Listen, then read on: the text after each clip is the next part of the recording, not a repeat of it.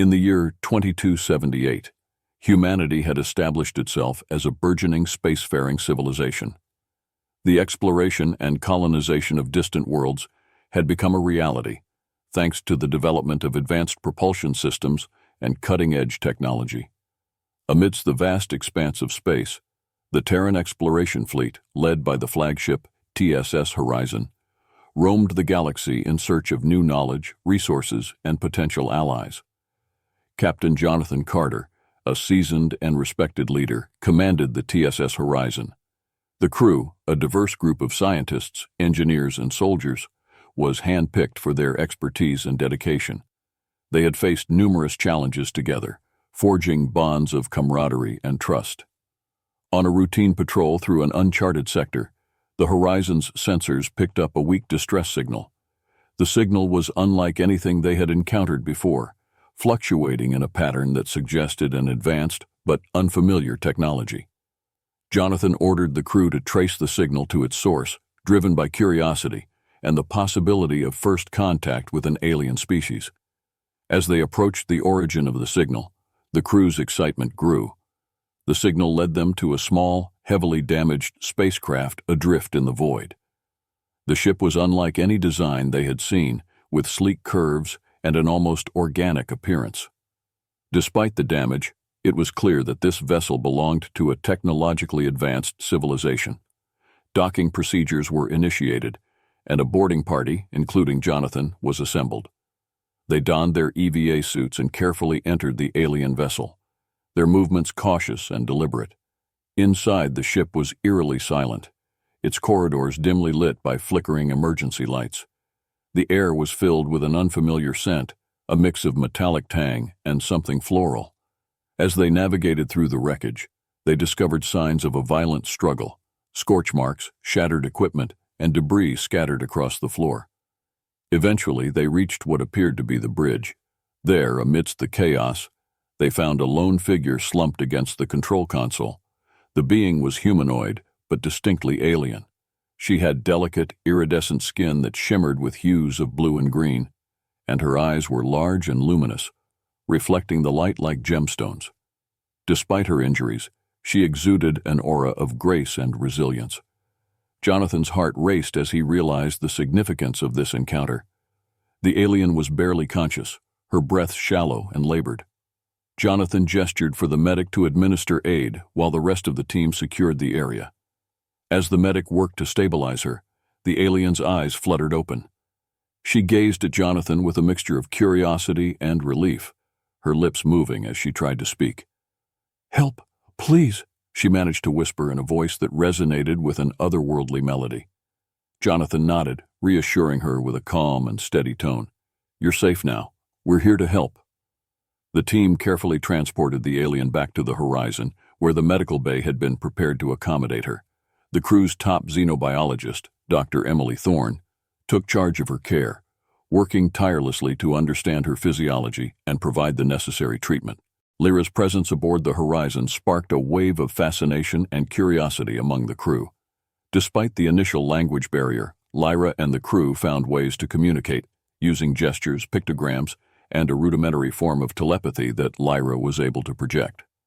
Over time, Lyra picked up enough English to converse more fluidly, though her speech remained peppered with lyrical intonations and unique phrasing.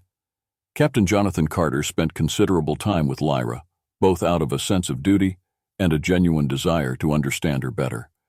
He was struck by her poise and resilience, qualities that shone through despite the trauma she had endured. Lyra, in turn, was intrigued by Jonathan's empathy and leadership, traits that resonated with her own values. During their conversations, Lyra revealed more about the concept of mental intimacy. It was a skill that allowed Illyrians to share thoughts, emotions, and memories with unparalleled clarity. This ability fostered profound trust and cooperation among them, forming the bedrock of their society. Lyra explained that mental intimacy was not just a method of communication, but a means of truly understanding and connecting with others on a fundamental level. Jonathan was captivated by the potential of this skill.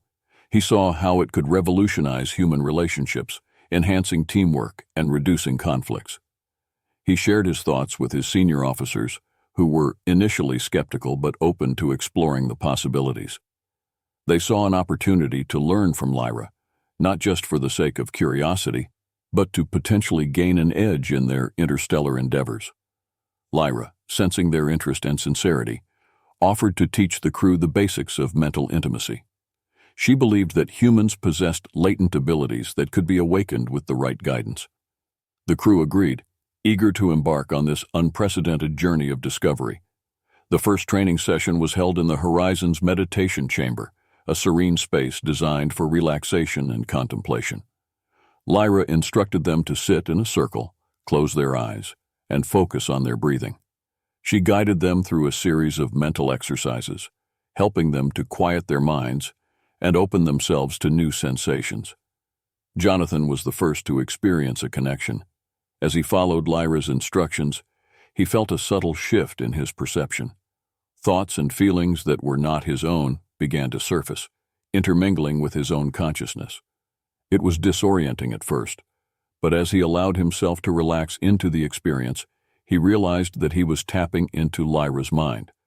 The connection was both exhilarating and humbling. Jonathan felt a profound sense of vulnerability, yet also a deep sense of trust. He glimpsed fragments of Lyra's memories, her home world with its shimmering seas and crystalline cities, the warmth of her family, the terror of the Zarketh attack. In return, he shared his own memories, offering a glimpse into his life on Earth, his experiences as a captain, and his hopes for the future. The session left Jonathan feeling profoundly altered. He sensed that this was only the beginning of a transformative journey, one that would challenge his understanding of himself and his place in the universe. As the crew continued their training, they began to forge stronger bonds with one another, their collective efforts enhanced by this newfound intimacy. "Captain Carter," Lyra began, her voice soft but resolute, "I have been deeply moved by the compassion and bravery of your crew. I believe that the skill of mental intimacy could greatly benefit humanity. It could enhance your ability to understand and cooperate with each other, far beyond what you can achieve with spoken language alone." Jonathan listened intently, his interest piqued. "Lyra, your abilities have already shown us a glimpse of what's possible. But how would we go about learning something so fundamentally different from our way of communication?" Lyra smiled, a gesture that conveyed both warmth and determination. "I will guide you through the process. It will require patience, openness, and a willingness to connect on a deeper level than you are accustomed to. But I am confident that you and your crew can master it." The captain nodded, considering the implications. The potential benefits were immense, not just for his crew, but for humanity as a whole. "What do you need from us?" "I will need a dedicated space where we can conduct our training sessions undisturbed," Lyra replied, "and your trust. This process will involve sharing personal thoughts and emotions, which can be unsettling at first, but the rewards will be worth it." Jonathan agreed, and preparations were made to convert one of the Horizon's unused compartments into a meditation and training chamber. The room was equipped with comfortable seating, soft lighting, and soothing ambient sounds to create a conducive environment for the mental exercises Lyra would lead. The first official session was attended by Jonathan and his senior officers. Lyra began by explaining the basics of mental intimacy, emphasizing the importance of trust and emotional openness. She guided them through a series of breathing exercises designed to calm their minds and prepare them for the mental connection. As they settled into a meditative state, Lyra initiated the first mental link. The experience was profound. Each participant felt a surge of emotions and thoughts that were not their own, interweaving with their consciousness. There was a moment of disorientation, but under Lyra's guidance, they began to navigate this shared mental space. Jonathan felt a rush of empathy as he connected with his crew on an unprecedented level. He could sense their hopes, fears, and aspirations as clearly as his own. It was an intimate and humbling experience, one that left a lasting impression on everyone involved. They sat opposite each other in the meditation chamber, the room bathed in a soft, ethereal glow. Lyra took Jonathan's hands in hers, a gesture that felt both comforting and intimate. "Close your eyes and focus on your breathing," she instructed. "Let go of any tension and open your mind to me." Jonathan followed her guidance, inhaling deeply and exhaling slowly. As he relaxed, he felt the familiar sensation of their minds beginning to intertwine. This time, the connection was more vivid, more detailed. He could feel Lyra's presence, as if she were a part of him, her thoughts and emotions blending seamlessly with his own. Lyra's memories flowed into his mind. He saw her home planet, Illyria, with its breathtaking landscapes and crystal-clear waters. He experienced her joy as a child, playing in the fields of luminescent flowers, and her pride in mastering the art of mental intimacy. But he also felt her sorrow and fear during the attack on her ship, the loss of her crewmates, and the desperation of her situation. In return, Jonathan shared his own memories with Lyra. She saw Earth through his eyes, the vibrant cities, the serene countryside, and the bustling spaceports.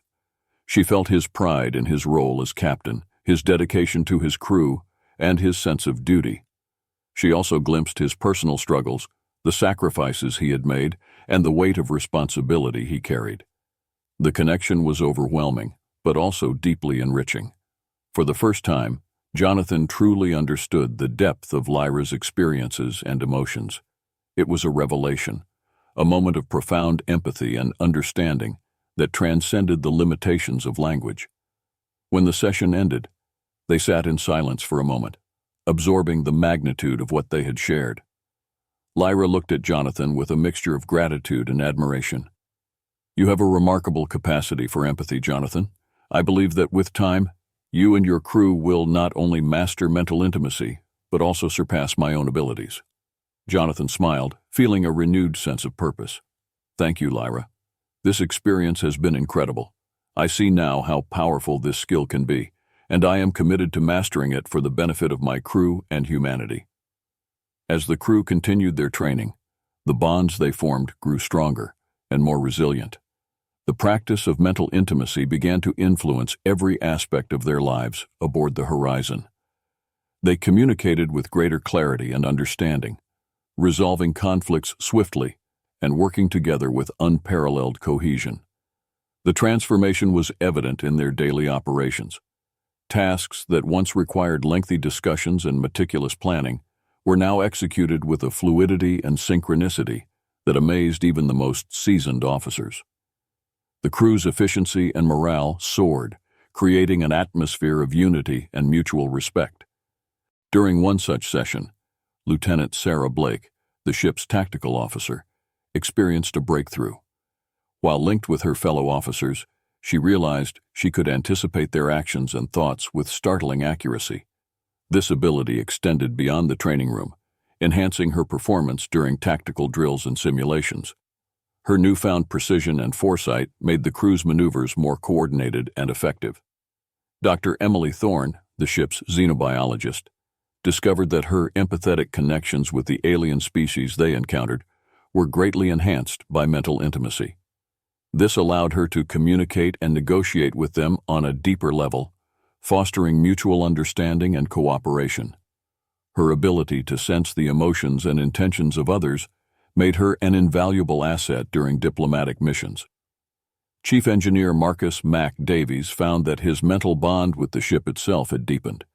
He began to sense subtle changes in the Horizon systems, predicting potential malfunctions before they occurred. This preemptive maintenance kept the ship in optimal condition, preventing crises that could have endangered the crew. As the crew's abilities grew, they began to experiment with more complex mental exercises. Lyra introduced advanced techniques that allowed them to share not just thoughts and emotions, but also sensory experiences. This deeper level of connection created a sense of unity that transcended the physical boundaries of the ship. One evening, as the crew gathered for a particularly challenging exercise, Lyra sensed an impending threat. Her heightened mental awareness, now shared with the crew, detected a faint, unfamiliar presence on the ship's sensors. The feeling was ominous, like a distant thunderstorm approaching. Jonathan, feeling the collective unease, ordered the crew to prepare for potential conflict. The crew's heightened mental state, allowed them to coordinate their actions seamlessly. The ship's defense systems were activated, and tactical stations were manned with a calm efficiency that belied the tension of the moment. The Zarketh warship moved with a menacing grace, its sleek, angular design bristling with weaponry. The horizon sensors quickly identified its power levels and armament, painting a grim picture of the battle ahead. Jonathan knew that their mental bonds would be their greatest asset in this confrontation. "All hands prepare for battle," Jonathan commanded, his voice steady. He felt the collective resolve of his crew through their mental connections, a shared determination to protect their ship and each other. The first volley from the Zarketh ship was a barrage of plasma bolts, aimed to disable the horizon's shields. The crew's mental synchronization allowed them to react with unparalleled speed. Sarah Blake, at the tactical station, anticipated the attack and directed the horizon to evade, the ship's movements almost instinctive. Mac, down in engineering, felt the strain on the ship's systems as the shields absorbed the impact. His connection to the horizon enabled him to reroute power with precision, reinforcing the shields and maintaining their defensive integrity. "Shields holding at 80%, he reported, his mind focused on the task at hand. Dr. Thorne, monitoring the crew's vitals, sensed their heightened stress, but also their unwavering resolve. She used her empathetic abilities to project a sense of calm and focus, helping the crew maintain their composure under fire. As the battle raged, Lyra extended her mental reach, attempting to understand the intentions of their attackers. The Zarketh minds were shrouded in a cold, calculating logic, devoid of the empathy she had come to value. Yet she detected a hint of fear of the unknown capabilities of the Horizon's crew. Jonathan, sensing this, devised a bold strategy. "Sarah, target their weapons array. Mac, prepare to overload the main reactor for a short burst of speed. We're going to outmaneuver them." The crew's mental coordination allowed them to execute the plan flawlessly. Sarah's precision targeting disabled the Zarketh's main weapons, while Mac's engineering expertise provided the necessary power boost. The Horizon darted through space with surprising agility, positioning itself for a counterattack. "Fire!" Jonathan commanded, and Sarah unleashed a concentrated salvo of torpedoes, striking the Zarketh ship's vulnerable points. Explosions rippled across the enemy vessel, causing it to falter and drift. The battle seemed to turn in their favor, but the Zarketh were not defeated yet. In a desperate move, they launched boarding pods, attempting to infiltrate the Horizon. The crew, now adept at mental intimacy, sensed the intruder's presence as soon as they breached the hull. Jonathan quickly organized the defense. "Boarding teams, repel the intruders. Use your mental connections to coordinate." The crew responded with a level of precision and teamwork that astonished even themselves. They moved as one, anticipating each other's actions and countering the Zarketh with a unified front. The intruders, expecting a disorganized resistance, were overwhelmed by the seamless cooperation of the Horizon's crew. In the chaos of the battle, Jonathan and Lyra led a team to confront the Zarketh commander. The clash was intense, their mental bonds amplifying their abilities and giving them an edge. As they fought, Jonathan felt a surge of emotions from Lyra: fear, anger, and a fierce determination to protect her new friends. Finally, they cornered the Zarketh commander, forcing him to surrender. The remaining Zarketh, realizing their leader was captured, retreated, their ship limping away into the void. A few weeks after the battle, the Horizon received a communication from Ambassador Theron, a respected diplomat of the Coalition. His message was clear. The Coalition wished to formally meet with the crew to discuss a potential alliance and the broader implications of mental intimacy for interstellar relations. The Horizon set course for Proxima Station, the Coalition's diplomatic hub. As they approached the station, its grandeur was evident. Proxima Station was a marvel of engineering, a sprawling structure that housed representatives from dozens of civilizations, each contributing to its governance and maintenance. Jonathan, Lyra, and a delegation from the crew were welcomed with great ceremony. Ambassador Theron, a tall, imposing figure with a calm demeanor, greeted them personally. His species, the Thalassians, were known for their wisdom and diplomatic skills, and Theron embodied these qualities. "Captain Carter," Theron began, "your recent triumph against the Zarketh has impressed many within the Coalition. We have been monitoring your progress with great interest. Your practice of mental intimacy is a skill that could greatly benefit our collective efforts."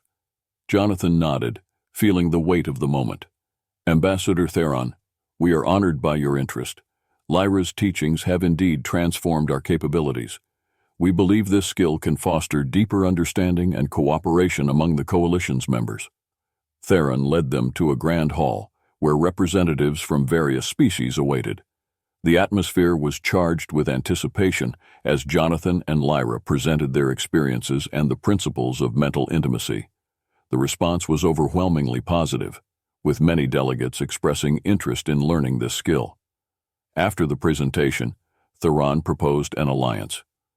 "We believe that by sharing mental intimacy with the Coalition, we can strengthen our bonds and enhance our collective security. In return, the Coalition will provide humanity with resources, knowledge, and protection."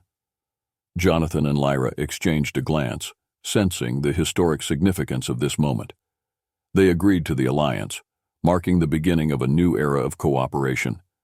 The Coalition members were eager to begin training, and Lyra, along with a team from the Horizon, was tasked with teaching the first group of diplomats and representatives. Lyra and Jonathan, now regarded as ambassadors of mental intimacy, began their work by traveling to various Coalition worlds. Their mission was to teach the basics of this profound skill to the diverse species that made up the Coalition. The task was daunting, but the potential benefits far outweighed the challenges. Their first stop was on Thalassia, Ambassador Theron's home planet. The Thalassians, with their natural affinity for diplomacy, were quick to grasp the concepts of mental intimacy. Lyra's gentle guidance and Jonathan's pragmatic approach helped bridge the initial gaps in understanding. The Thalassians proved to be enthusiastic students, their innate empathy making the process smoother. As the training progressed, Lyra and Jonathan witnessed the transformative effects of mental intimacy on their hosts. Communication became more profound, misunderstandings were resolved swiftly, and a deep sense of unity began to take root. Encouraged by their success on Thalassia, they moved on to other worlds. Each planet presented unique challenges. The Vortani, a species known for their formidable intellect but often cold demeanor, struggled initially with the emotional openness required. However, with patience and tailored exercises, they too began to see the value in this new form of connection. On the lush forested planet of Miriath, home to the telepathic Mirians, the training sessions were particularly intense. The Mirians' natural telepathic abilities made them both adept students and eager partners. They quickly integrated mental intimacy into their existing communication practices, creating a hybrid system that was both efficient and deeply personal. Throughout their journey, Lyra and Jonathan encountered skepticism and resistance. Some species were wary of the perceived invasion of privacy, while others doubted the practicality of such a deeply emotional form of communication. Lyra's empathetic approach and Jonathan's steadfast leadership helped assuage these concerns, emphasizing the mutual benefits and respect for personal boundaries. As the training programs expanded, the effects rippled through the Coalition. Diplomats reported fewer conflicts and quicker resolutions during negotiations. Military units began to operate with a level of coordination previously thought impossible, reducing casualties and increasing effectiveness. Scientific collaborations flourished, with researchers sharing insights and breakthroughs at unprecedented speeds. One notable success was on the war-torn planet of Kalor. The Kalorians, a proud and martial species, had been embroiled in a civil war for decades. Skeptical at first, they agreed to a pilot program in hopes of finding a new path to peace. Lyra and Jonathan worked tirelessly, navigating the deep-seated animosities and mistrust that permeated the society. Slowly but surely, the program bore fruit. Kalorian leaders, once bitter enemies, began to understand and empathize with each other's perspectives. Negotiations that had previously stalled for years gained new momentum. The mental intimacy training sessions facilitated a fragile but growing peace, offering hope to a population weary of conflict. Under the guise of supporting the initiative, Zayler ingratiated himself with key figures, subtly sowing seeds of doubt about the ultimate intentions of humanity and the Illyrians. He argued that such profound mental connections could be used for manipulation and control, preying on the fears of those wary of losing their autonomy.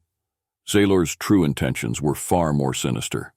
He orchestrated a covert operation to kidnap Lyra, believing that by controlling her, he could monopolize the power of mental intimacy. His plan was meticulously crafted. He used his position to divert attention and resources, ensuring his actions remained undetected until it was too late. One night, as the Horizon orbited the lush world of Miriath, Zayler's operatives struck. A small, elite team infiltrated the ship, using advanced cloaking technology to bypass security. They moved swiftly and silently through the corridors, neutralizing guards and disabling surveillance systems with precision. Lyra, meditating in her quarters, sensed the intrusion moments before they breached her room. She tried to reach out to Jonathan and the crew through their mental bond, but the assailants deployed a dampening field that disrupted her telepathic abilities. Despite her efforts to resist, she was overpowered and taken aboard Zayler's stealth ship, which vanished into the depths of space. Jonathan and the crew were alerted to Lyra's disappearance moments after it occurred. The alarm spread like wildfire, and the Horizon's bridge was soon a flurry of activity as they attempted to track the kidnappers. Jonathan felt a mixture of rage and desperation, his bond with Lyra severed by the dampening field. Using every resource at their disposal, the crew pieced together clues left behind by the attackers. Dr. Thorne analyzed residual energy signatures, while Mac worked on decrypting intercepted communications. Sarah Blake coordinated with coalition forces, rallying allies to assist in the search. The Horizon approached the moon under the cover of its own advanced stealth technology. Jonathan briefed his team, emphasizing the importance of precision and speed. The rescue party included Jonathan, Sarah, Mac, and a few of their most trusted officers, all of whom had undergone extensive mental intimacy training. As they landed on the moon's surface, the team moved swiftly through the rocky terrain towards the outpost. Their mental bonds allowed them to coordinate their actions with uncanny efficiency, communicating silently and anticipating each other's moves. They disabled perimeter defenses and bypassed security systems, making their way deeper into the facility. Inside, they encountered fierce resistance. Zayler's elite guards were formidable, but the Horizon team, enhanced by their mental connections, fought with a unity and synchronicity that overwhelmed their adversaries. Jonathan led the charge, his mind focused on finding Lyra and ending Zayler's treachery. The rescue party finally reached a secure chamber where Lyra was being held. She was restrained and surrounded by a dampening field that suppressed her abilities. Jonathan and Mac worked quickly to disable the field, while Sarah and the others held off waves of incoming guards. As the dampening field collapsed, Lyra's mental presence surged back into Jonathan's consciousness, a flood of relief and determination washing over him. She stood, her strength returning, and joined the fray, using her abilities to disorient the guards and bolster her rescuers. Their path to escape was blocked by Zayler himself, flanked by his most loyal soldiers. The Duraxian general sneered at Jonathan, his eyes burning with ambition and disdain. "You cannot stop progress, Captain. The power of mental intimacy will be mine to control." Jonathan stepped forward, his voice steady and resolute. "Mental intimacy is not a tool for domination, Zayler. It's about understanding and unity, concepts you will never grasp." The ensuing battle was intense. Zayler, a skilled warrior, fought with brutal efficiency, but the combined mental and physical prowess of Jonathan's team proved overwhelming. They fought as one, their movements a seamless dance of attack and defense, guided by their shared thoughts and emotions. In the end, Zayler was subdued, his ambition shattered. The Horizon team secured the outpost, freeing Lyra and ensuring that Zayler's machinations would no longer threaten the coalition. As they prepared to leave, Jonathan looked back at the fallen general, a reminder of the perils that came with power and ambition unchecked. As the Horizon and other coalition ships converged on Proxima Station, the crew prepared for the inevitable confrontation. The station, a symbol of unity and cooperation, had become the target of Zayler's last-ditch effort to seize control. If Proxima fell, the coalition would be plunged into chaos. Jonathan, standing on the bridge, addressed his crew. "This battle isn't just about defending a station. It's about protecting everything we've built together, the alliances, the peace, and the future we envision. Stay sharp, and remember our training. Our bonds make us strong." The crew, their mental connections humming with shared resolve, responded with a unified determination. Lyra stood beside Jonathan, her presence a calming influence amidst the mounting tension. Together, they would lead the charge. As the Horizon arrived at Proxima Station, they were greeted by a formidable sight: Zayler's fleet, a collection of warships bristling with weaponry, poised for attack. The Coalition's defenses were prepared, but the odds were daunting. The battle commenced with a ferocity that shook the void. Plasma bolts and laser beams streaked across the darkness, illuminating the battlefield in flashes of deadly light. The Horizon, its crew operating with unparalleled precision, weaved through the chaos, targeting key enemy vessels with surgical strikes. Sarah Blake, at the tactical station, directed the ship's weaponry with unmatched accuracy. Her mental bond with the crew allowed her to anticipate threats and opportunities, coordinating their efforts seamlessly. "Target their lead destroyer," she commanded, and the Horizon's cannons unleashed a devastating barrage, crippling the enemy ship. Mac, deep in engineering, maintained the ship's systems under extreme pressure. His connection with the Horizon was almost symbiotic, enabling him to optimize power distribution and repair damage with extraordinary efficiency. "Shields at 70% but holding strong," he reported, his focus unwavering. Dr. Thorne, monitoring the crew's vitals, used her empathetic abilities to keep everyone calm and focused. She projected a sense of unity and purpose, bolstering their resolve as the battle raged on. "Stay with me, everyone. We're in this together," she urged, her voice a steady anchor amidst the storm. Lyra, amplifying her telepathic abilities, reached out to the Coalition forces. She shared the Horizon crew's mental connections, creating a network of unity and coordination across the fleet. The Coalition ships began to move as one, their actions synchronized by a collective awareness that Zayler's forces could not match. Despite their advantages, the battle was grueling. Zayler's loyalists fought with desperation, their attacks relentless. The Horizon sustained damage and casualties mounted on both sides.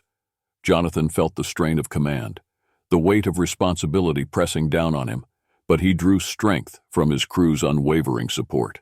In a decisive maneuver, the Horizon led a concentrated assault on Zayler's command ship. Jonathan knew that neutralizing the enemy's leadership would be key to breaking their morale. "All power to forward shields and weapons. We're taking the fight to them," he ordered, his voice resolute. The Horizon charged through the battlefield, its path cleared by coordinated strikes from Coalition allies. As they closed in on the command ship, Zayler's voice crackled over the comms, filled with rage and desperation. "You cannot win, Carter. The Coalition is weak, and your ideals are naive." Jonathan replied, his tone firm. "Our strength lies in our unity, Zayler. Something you'll never understand." The final assault was brutal and swift. The Horizon's cannons fired in unison, breaching the command ship's defenses. Boarding parties, led by Jonathan and Lyra, stormed the enemy vessel, their mental bonds guiding their every move. They fought through Zayler's loyalists, reaching the bridge where the general made his last stand. The confrontation was intense. Zayler, a formidable warrior, battled fiercely, but he was no match for the combined might and coordination of Jonathan and his team. In a final desperate lunge, Zayler fell, his ambitions extinguished. With their leader defeated, the remaining loyalists surrendered. The battle was over, and Proxima Station stood defended. The Coalition had triumphed, not just through strength of arms, but through the unity and understanding fostered by mental intimacy. Jonathan and Lyra were hailed as heroes, their efforts pivotal in securing the Coalition's future. However, they knew that the true heroes were the countless individuals who embraced the ideals of unity and understanding, working together to build a better future. Back aboard the Horizon, The crew reflected on their journey, the battles they had fought, the bonds they had forged, and the lessons they had learned had changed them profoundly. They had not only defended the coalition but also demonstrated the power of connection and empathy. Ambassador Theron visited the horizon, extending the coalition's gratitude. Captain Carter, Lyra, your contributions have been invaluable. The success of mental intimacy has exceeded our highest expectations. We owe you a great debt. Jonathan, ever humble, replied, Ambassador, this was a collective effort. The Horizon's crew and the Coalition's members all played crucial roles. We merely facilitated a path to understanding. Theron nodded, acknowledging the truth in Jonathan's words. Indeed, and it is that understanding that will guide us forward. The Coalition is stronger for it, and the galaxy will be a better place. As part of their ongoing efforts, Jonathan and Lyra continued to teach mental intimacy across the Coalition. They established training centers on various worlds, creating hubs of learning and cooperation. Species that once viewed each other with suspicion now collaborated on projects of mutual benefit. Their connections deepened by shared experiences and understanding. On Earth, the effects of mental intimacy were profound. Humans, inspired by the success of the Horizon's crew, embraced the practice with enthusiasm. Communities became more cohesive, conflicts were resolved with greater empathy, and a new spirit of collaboration emerged. Lyra, having found a second home among humans, played a central role in these efforts. Her teachings extended beyond the practical applications of mental intimacy, delving into the philosophical and spiritual dimensions of connection. She became a beloved figure, her wisdom and compassion touching countless lives. The Horizon, its mission ever evolving, continued to explore the galaxy. With each new world they visited, they carried the message of unity and understanding, fostering alliances and friendships that transcended the boundaries of species and culture. Jonathan, reflecting on their journey, felt a profound sense of fulfillment. They had faced immense challenges and overcome them not through force alone, but through the power of connection. The galaxy, once a vast and dangerous place, now seemed filled with potential and hope. As the Horizon embarked on its next mission, Jonathan stood on the bridge, gazing at the stars. Lyra joined him, her presence a comforting reminder of their shared journey. "What's next for us, Captain?" she asked, her eyes reflecting the endless possibilities of the cosmos. Jonathan smiled, feeling the strength of their bond. "Whatever comes, we'll face it together. United, we can achieve anything." Captain Jonathan Carter stood on the bridge, the familiar sight of Earth growing larger on the view screen. The crew was abuzz with excitement and anticipation, their mental connections humming with shared emotions.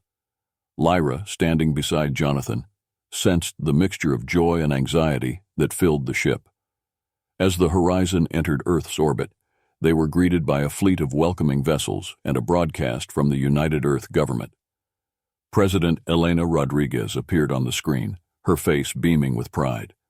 "Captain Carter, Lyra, and the crew of the TSS Horizon, welcome home. The entire planet awaits your return with gratitude and admiration." The Horizon docked at the New Geneva spaceport, and the crew disembarked to a hero's welcome. Crowds gathered, cheering and waving banners. Families reunited, tears of joy streaming down their faces. Jonathan and Lyra, leading the procession, were showered with accolades and praise. A grand ceremony was held in their honor. President Rodriguez, along with other dignitaries, expressed their gratitude for the Horizon's contributions to peace and unity in the galaxy. Jonathan, ever humble, spoke on behalf of his crew. "We are honored to have served and to have played a part in building a better future. But this journey was not ours alone. It was a collective effort, a testament to what we can achieve when we stand together." Lyra, too, addressed the crowd, her voice filled with emotion. "Your world has shown me the beauty of diversity and the strength of unity. I am proud to call Earth my second home, and I am grateful for the connections we have formed. Together, we have proven that understanding and empathy can bridge any divide." As the festivities continued, Jonathan and Lyra took time to reconnect with their own families. Jonathan visited his childhood home, a quaint house in the countryside. His parents, now elderly but spry, welcomed him with open arms. They listened with awe and pride as he recounted tales of distant worlds and heroic deeds. Lyra, meanwhile, was invited to stay with Dr. Emily Thorne and her family. Emily's children were fascinated by the alien guest, their innocent curiosity bringing a smile to Lyra's face. She shared stories of Illyria and taught them simple exercises in mental intimacy, delighting in their enthusiasm. One evening, as the crew gathered at a quiet spot overlooking the city, they discussed the future. Sarah Blake voiced what many were thinking. "We've done so much, but there's still so much more to do. The galaxy is vast, and our journey is far from over." Mac, ever the pragmatist, nodded in agreement. "We have the skills and the unity to make a real difference. We've seen what we can achieve when we work together. Now it's time to take that to the next level." Dr. Thorne added her thoughts. "The alliances we've formed are just the beginning. We need to continue fostering those relationships, teaching others the value of mental intimacy, and building a network of cooperation and understanding." Jonathan listened to his crew, his heart swelling with pride and determination. "You're right. Our mission doesn't end here. We've proven that unity and empathy can overcome even the greatest obstacles. Now, we must continue to be a beacon of hope and strength for the galaxy." Lyra, sensing the resolve in Jonathan's words, spoke softly. "We have the power to inspire others, to lead by example. The challenges ahead will be great, but together we can face them with courage and compassion." The crew of the Horizon began preparing for their next mission. They knew that the path ahead would be fraught with difficulties, but they were undeterred. The bonds they had forged, strengthened by their shared experiences and mental intimacy, would guide them through whatever lay ahead. As they made their final preparations, Jonathan reflected on their journey. They had come so far, achieved so much, and yet there was still so much potential to unlock. The Horizon, once a single ship exploring the stars, had become a symbol of hope and unity, a testament to the power of understanding and connection. The Horizon's next mission took them to the edge of known space, where new discoveries and challenges awaited. They encountered new species, some friendly, others hostile, but each interaction was an opportunity to teach and learn. The crew's mental intimacy skills continued to evolve, allowing them to forge deeper connections and navigate complex diplomatic landscapes. On a remote planet, they discovered a civilization on the brink of war. The Horizon's crew intervened, using their abilities to mediate and foster dialogue between the warring factions. Through patience and empathy, they helped the planet's inhabitants find common ground, averting disaster and laying the foundation for a lasting peace. In another sector, they encountered a rogue AI threatening to destabilize a crucial trade network. The crew's unity and coordination, enhanced by their mental intimacy, allowed them to outmaneuver the AI's defenses and neutralize the threat, restoring stability and preventing widespread chaos.